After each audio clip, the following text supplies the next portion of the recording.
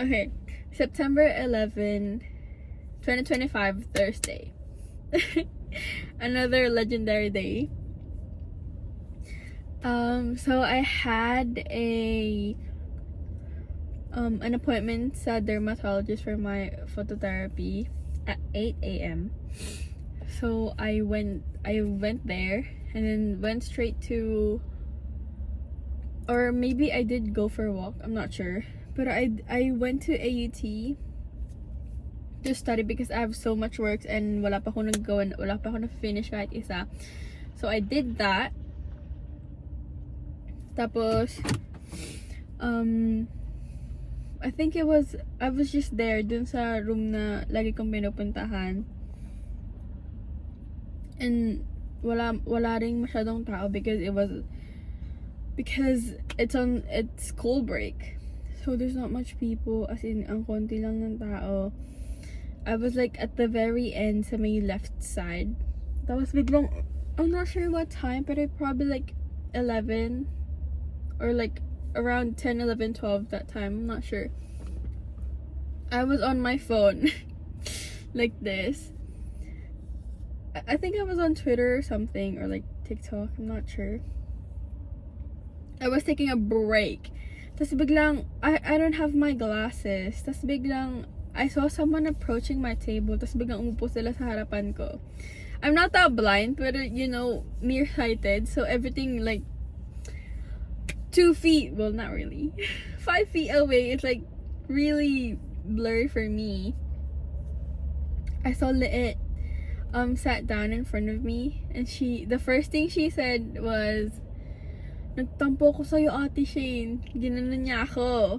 And I was like, tumawa ako. Like, I don't know, hindi ko sure if sinabi kong edi wow, pero I'm pretty sure I did laugh. Tapos biglang, gumano ako, tapos bumalik lang ako sa phone kasi sabi niya na, "Hindi mo ko pinansin kahapon." Sabi ko, bruh. Like, as in, in-acknowledge ko na nandun siya. Tumatawa naman ako. Like, hindi ko naman like, as in ignore siya totally. Tapos biglang hindi pa siya nakakaupo. Like, inaayos niya pa lang like, nilalapag niya pa lang yung bag niya, yung laptop niya. Tapos biglang sabi niya na, "Okay lang ba sa'yo na dito ako mag-aral? Pwede akong umalis, baka hindi ka kasi makapag-aral." Sabi niya gano'n.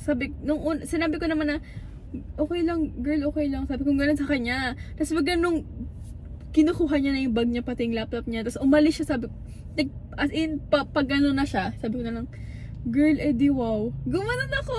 Tapos biglang umalis na siya. Tapos the whole time ng stay ko dun, I was just, nung mga araw na to, hindi ko pa, like, wala pa akong pinagsasabihin ng kahit anong nangyari. Tapos, it was that moment when it actually triggered me. Like, okay, I actually probably need to tell someone. So, I messaged Casey Joy and told her what happened.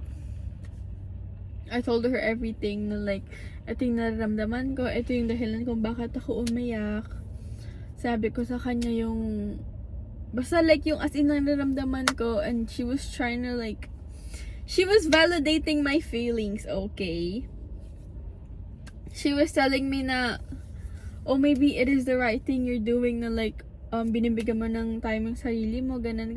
She wasn't saying anything about, I don't know, like huwag ka na makipag-friends doon, ganon. Basta she was just, being the kind friend. Tapos, basta, an actual therapy. That's what happened that day. Like, sobrang, I wasn't even studying na. I was just talking to her. Tapos, as in, while talking to her, sobrang dami kong realization na nangyari na, okay, maybe I do need to care more about myself. Na like, oh, maybe hindi ko kailangan na mag-care to whatever the people around me is doing or saying or like acting towards me, as long as binibigay ko sa kanila kung ano yung meron ako or like kung ano yung gusto kong gawin, ganan. And hindi ko dapat i-expect na for them to reciprocate kung ano yung binibigay ko sa kanila. Like, sobrang daming realization nangyari sa akin nun. And then, after namin na like, after niya akong like sabihan ng bigyan ng mga like advice. Well, not really advice, pero like, alam mo yung mga encouragement, something ganon. After niya ako bigyan ng ganon, like, sobrang relief yung naramdaman ko. Na like, okay, maybe I don't need to feel, like, guilty. And to feel, like, bad na, oh, hindi ko sila pinapansin. Kasi, there's just those days, you know, and you don't need to feel sorry for that. Because it's for yourself naman din. And, yun nga.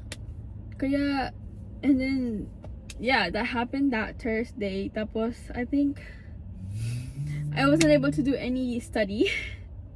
Like, as in, nakikipag-usap ako kay CJ, ganan. Tapos, I think I left AUT around 4:30, 5. Nakita ko yung car ni Liit. Sabi ko, oh, she's probably studying still, ganan. Pero, wala pa rin akong kinausap, wala akong minessage. Di ko nireplyan si Yani and Ate Hana. Like, hindi ko rin sinin. I just turned their, notification yung message, like, oh, off yung, i-mute muna, ganan.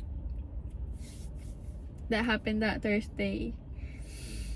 Tapos, ano ba? That's pretty much it, no? I think, yeah. Tapos, umuwi lang ako. Nag-cleaning. And then, yun lang. It's like the highlight that is the only thing that I remember. But yeah.